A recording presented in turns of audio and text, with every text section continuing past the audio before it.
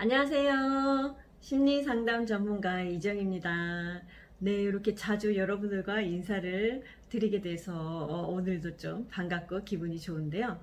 네, 제가 지난 시간에 여러분들과 나는 왜 내가 못마땅할까라는 주제로 여러분들과 얘기를 나눠봤어요.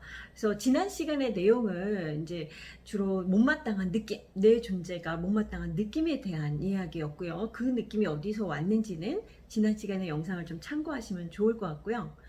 오늘은 내가 내 존재가 못마땅해서 하는 행동, 그 행동의 원인을 좀 여러분들과 나눠보려고 해요. 그래서 그 느낌과 달리 행동은 주로 이제 우리가 내 존재가 못마땅해서 하는 행동, 마음에 안 들어서 하는 행동, 혹은 나 자신에게 너무 엄격하게 나를 바라봐서 하는 행동이 주로 자기 비난, 자책이죠.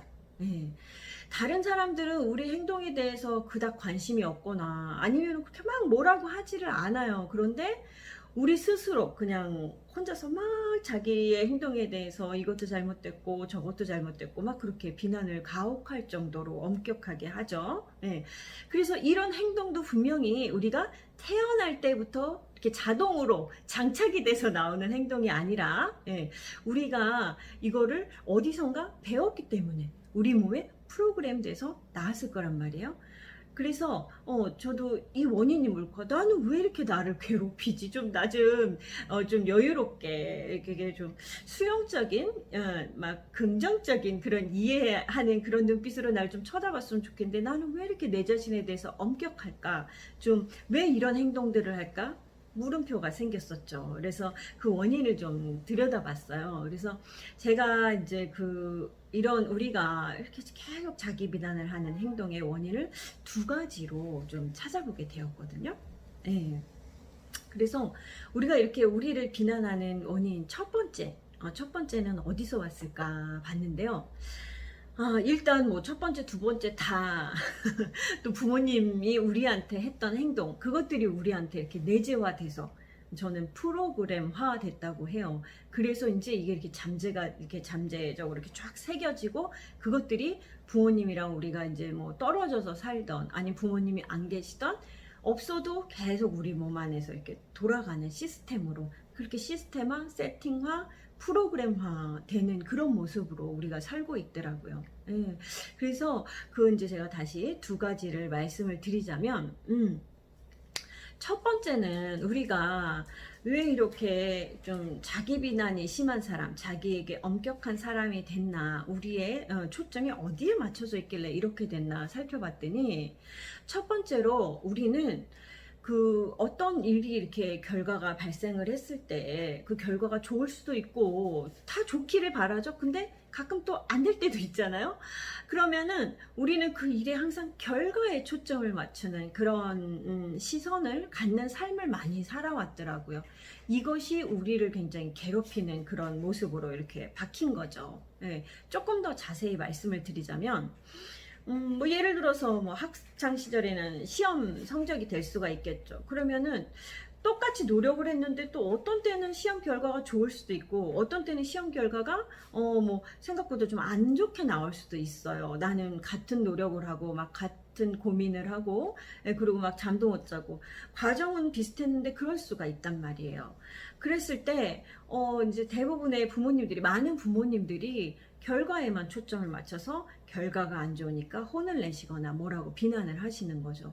그러면은 우리는 그 결과와 상관없이 우리가 시험 준비를 위해서 그 기간 동안 했던 노력들, 막 졸려온데 막 졸린 눈을 비벼가면서 했던 공부의 노력들, 이런 것들이 다 너무 무시가 되는, 그것들이 다 너무 가치가 없어지는 이런 식의 피드백을 받는 거죠. 그러니까는 뭐 시험뿐만이 아니라 많은 생활의 많은 부분에서 우리가 이런 어떤 성취에 도달하기까지 있었던 많은 과정의 노력들, 고민들, 이런 것들이 전혀 이제 그 과정만으로도 열매들이 많을 수 있어요. 우리가 자세히 들여다보면.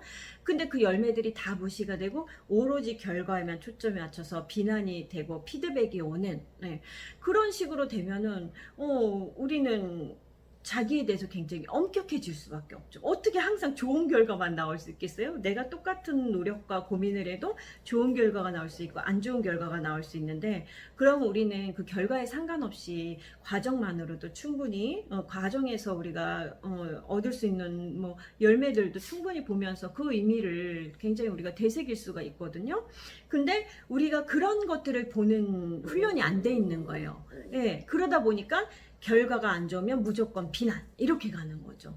예, 그러다 보니까 우리는 우리 자신에 대해서 더 엄격해질 수밖에 없어요. 왜냐하면 100번 노력했는데 100번 다 좋은 결과가 나올 수는 없으니까. 그러다 보면 결과가 좋을 때만 칭찬이고 좋은 거고, 아니면 칭찬도 아니에요. 그냥 그건 당연한 거고, 결과가 좋지 않는 나머지의 것들은 다 비난으로 끝이 나는 거죠. 예, 그래서 이런 우리가 삶에서 많은 부분에서 이런 식으로 다 결과에 따라서 피드백들이 오다 보니까 굉장히 자신에 대해서 엄격하게 되는 거예요. 예. 그리고 이제 두 번째로 우리가 또 어떤 부분에서 이렇게 우리 자신에 대해서 엄격한 사람, 되게 자기 비판이 심한 사람이 된 나를 봤을 때, 이거는 제가 이제 비폭력 대화라는 책을 통해서 좀 깨닫게 된 부분이었거든요. 근데 우리는 삶에서 이제 많은 이렇게 불편한 감정이 일어나는 일들을 겪을 때가 있어요. 굉장히 많죠.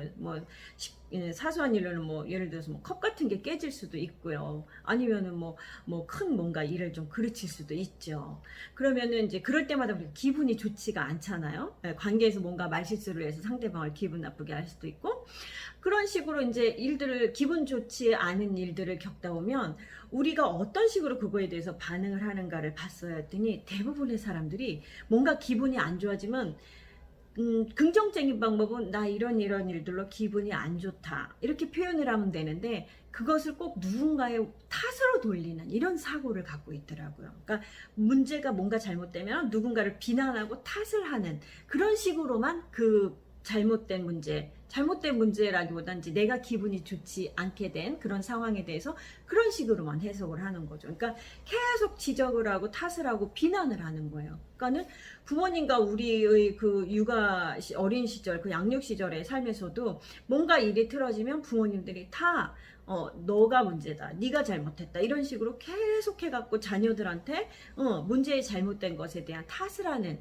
그런 식의 접근을 하다 보니까 뭔가가 조금만 문제가 생기면 그게 다 비난이고 특히 자기 비난, 자기 탓으로 돌아가는 이런 식으로 우리가 그렇게 프로그램화 돼 있더라고요, 어느 순간. 그러니까 다시 한번 정리를 드리자면, 첫 번째가 우리가 문제가 이제 어떤 성취가 있게 됐을 때 그것의 결과를 보고, 결과가 좋으면 칭찬을 하는 그런 식으로 가지만, 결과가 나쁘면은 비난을 받는, 그러니까 과정은 무시되고 결과에만 초점 맞춰지는 사고방식, 그 다음에 접근 방식.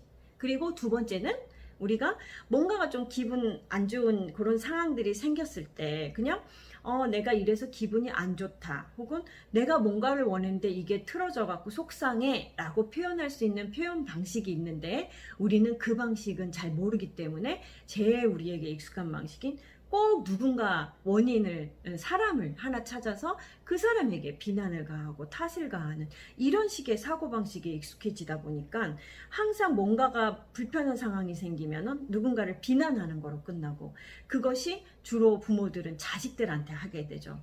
그러니까 어린 시절부터 계속 결과에만 초점 맞춰지고 비난을 받는, 뭔가 문제가 생기면 비난받고 탓하게 되는, 그러니까 계속 나한테로 화살이 날라오는 거예요.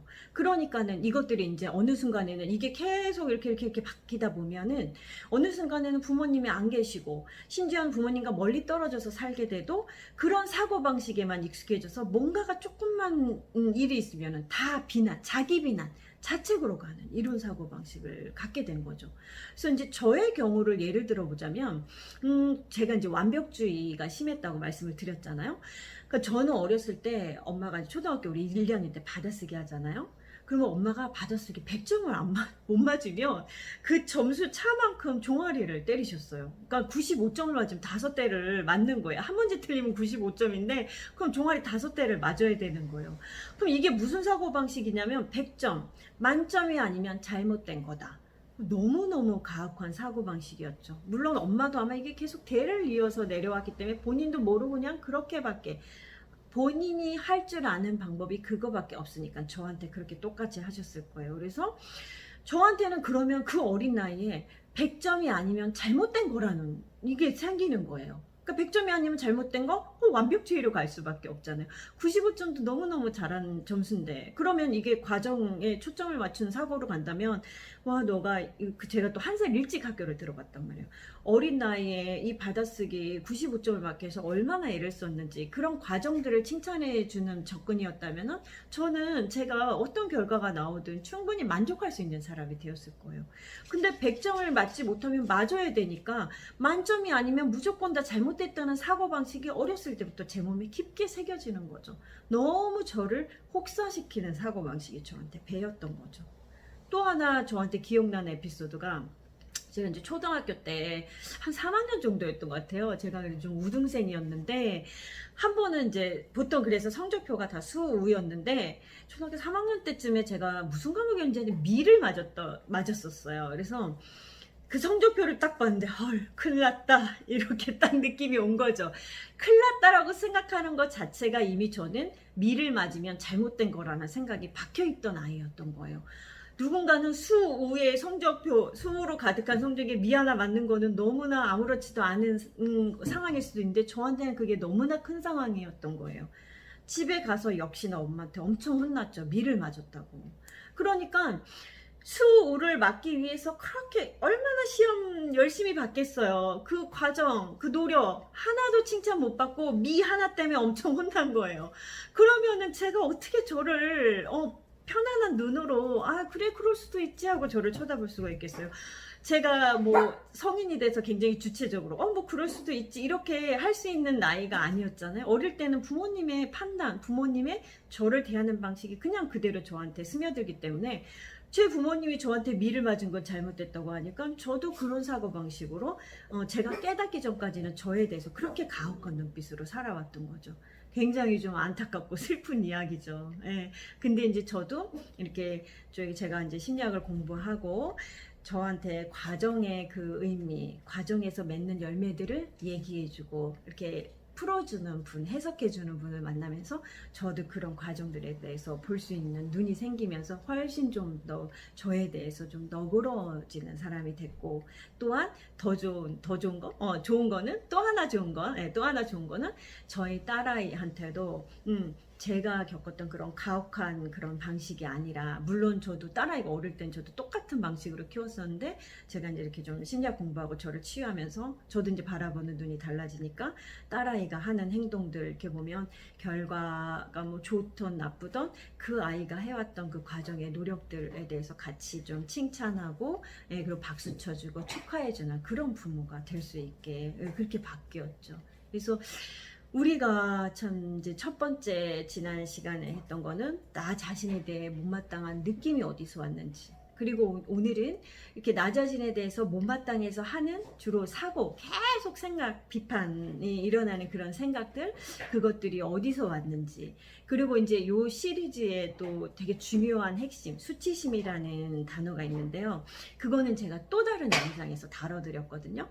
그래서 이렇게 세 가지 편을 좀 같이 보시면은 여러분들이 내 자신에 대해서 못마땅하고 저를 되게 자기 자신을 힘들게 하는 이런 모습들이 어디서 왔는지, 그 고통이죠. 이것도 굉장히 큰 고통이에요. 그래서 이 고통의 뿌리가 어디 있는지를 좀 살펴볼 수 있는 영상을 이렇게 세 가지 시리즈로 좀 준비를 해봤습니다.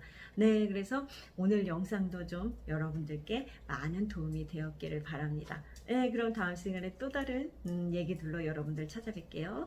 안녕히 계세요. 뿅!